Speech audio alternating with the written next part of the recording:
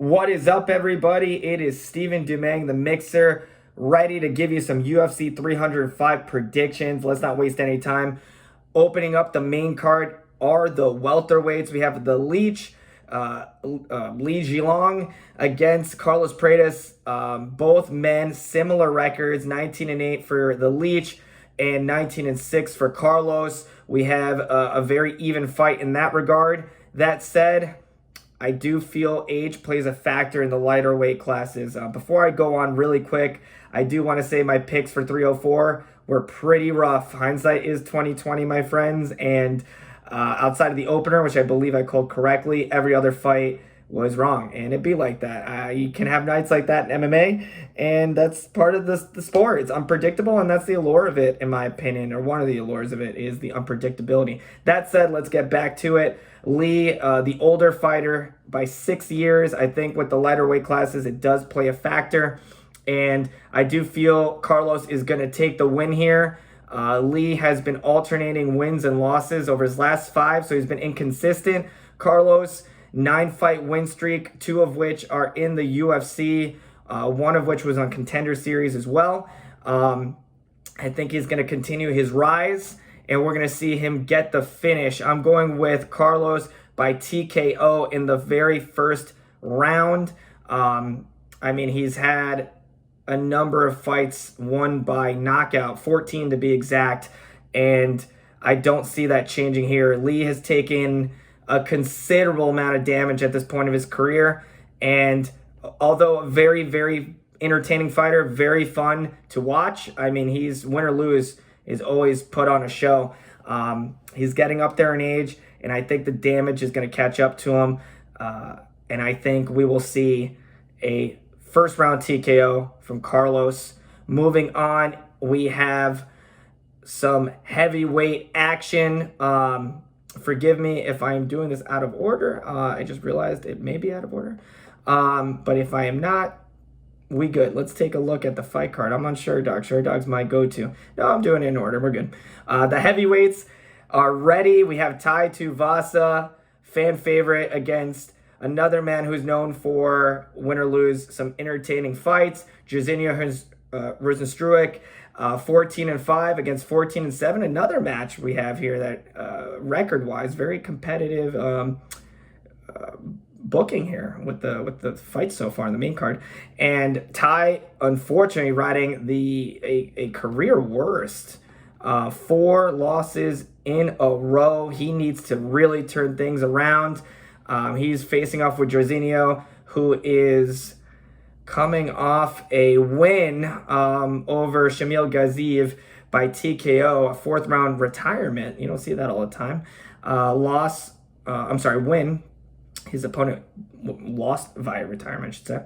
And he, too, much like Leech, has 2-3 in his last 5, so also pretty inconsistent. I think Tai will be fighting for the homeland, for his people. I think that's going to play into the fight.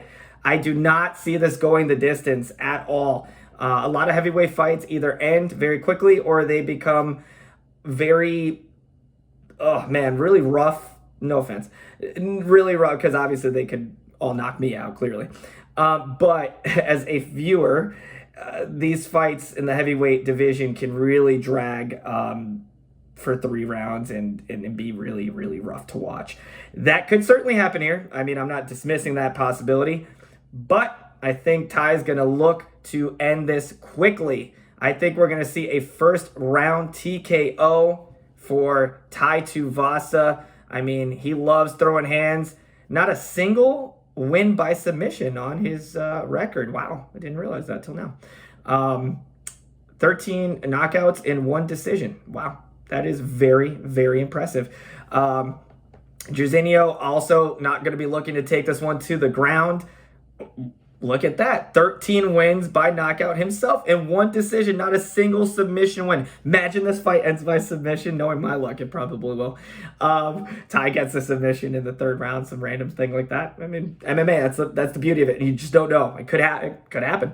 That said, I don't see it happening. I think Tai's going to finally be able to turn the skid around and end that nasty skid.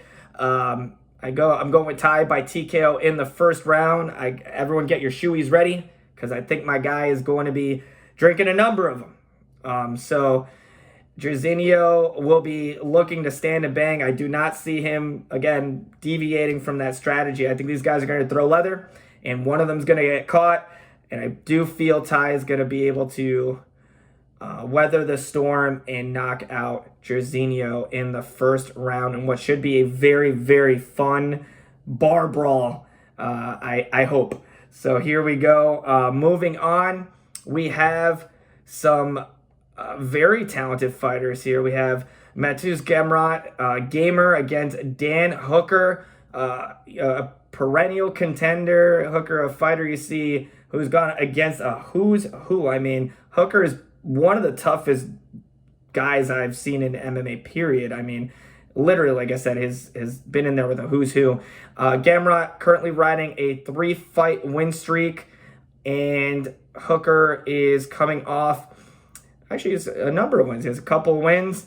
He is 3-2 in his last 5, and has wins over Jalen Turner and Claudio Puelles in his last 2, and this should be a banger fight. I think this is going to be the fight of the night. These guys, I mean, Hooker, again, is one of the most entertaining fighters in the sport currently, and I don't see that changing here. I do think it's going to go to the cards. I think Gamrot is going to fight a very strategic, smart, controlling, defensive fight, and I think he's going to be able to get the unanimous decision. Gamrot has won 11 fights by decision, and these stats is why I refer to Sherdog, because looking at these records, I try to take as educated of a guess as possible, and the way fighters typically win fights, I mean, it's pretty consistent, So I think we're going to see Gamrot with a unanimous decision. Hooker, tough as nails. I don't see him getting put away by a finish, but I think he's going to throw everything in the kitchen sink at Gamrot, especially, again, being on home turf. I don't see him getting finished, but I don't see him... I apologize. I apparently confused New Zealand with Australia. Clearly, my sense of geography, really bad. And in any case, we will see Gamrot score the unanimous decision win over Dan Hooker. Moving on to flyweight division, something a little more my wavelength, almost my weight class. We have Kai Kara-France against, and forgive me, again, I probably should look this stuff up. New Zealand, where is New Zealand? Oh my goodness, this is bad. New Zealand's not in Australia. Those are not the same places. If I'm wrong, I'm wrong, but I should have looked that up before this. Shame on me. But anyways, we have the flyweights throwing down. Don't blink, facing off with Steve Erceg. Hopefully pronounce that one correctly. That should be that's one of my go-tos. Hopefully I pronounced it correctly. Anyways, coming off a tough loss, a very tough to watch loss, I should say, against the champion Alexander Pantoja. Prior to that, he was riding quite the win streak, I might say. I think he's going to get back on the winning track.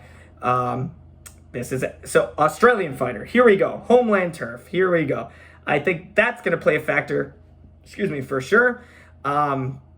These guys are quite durable. Erceg has never been finished, and Kai has only been finished. 11 losses. He's been finished in about half of those fights. But that said, these guys are going to be throwing crazy volume. France is still a very, very tough guy. He's on a bit of a skid. Seems to be the trend tonight, or in this card, where the number of fighters are 3-2 or 2-3 in their last 5. He is 3-2 in his last 5, and as they say, you're as good as your last fight. France looking to get back on the winning ways, but I don't see it happening. I'm going with Erceg by unanimous decision. And in our main event, we have the middleweight championship on the line. Dricus Du Plessis, 21-2, facing off with the former king of the middleweight division, Israel Adesanya, the last style bender, 24-3, looking to regain his championship. This is going to be a hell of a fight. I think we're going to see these guys really turn it up. I think Izzy is going to be very motivated to show that he can come back stronger than ever. I mean, the last time he came off a loss, he knocked out the current light heavyweight champion. His most recent loss, or most recent fight, was the loss of Sean Strickland. That's a tongue twister. And he is looking to get back to his winning ways and gain the title all in one fell swoop against Dricus Du Plessis, who is coming off a ironic decision win by a split decision call over Sean Strickland, and currently riding a 1, 2, 3, 4, 5, 6, 7, 8, 9 fight win streak in in his career, and undefeated in the UFC is what I mean to say. And I actually think this is going to be a crazy call, but hear me out. I do think that Izzy will be a little too emotional going into this fight, and I do think that it's one of two things. I do feel one of two ways. Either Du Plessis fights extremely smart and defensive and controls Izzy, kind of just keeps the standing to a minimum, looking to secure the takedown, get the ground control, look for submissions, and control him over the 25 minutes. Or, you can never discount Izzy. His power is clearly unmatched, and, he's got serious knockout power, and that could never be taken out of this situation. He could certainly catch DDP, but I don't think it's going to happen. I'm going with hashtag and still by unanimous decision. Dricus Du Plessis going to get the unanimous decision win and keep his championship and his undefeated streak in the UFC alive. And those are my picks for UFC 305.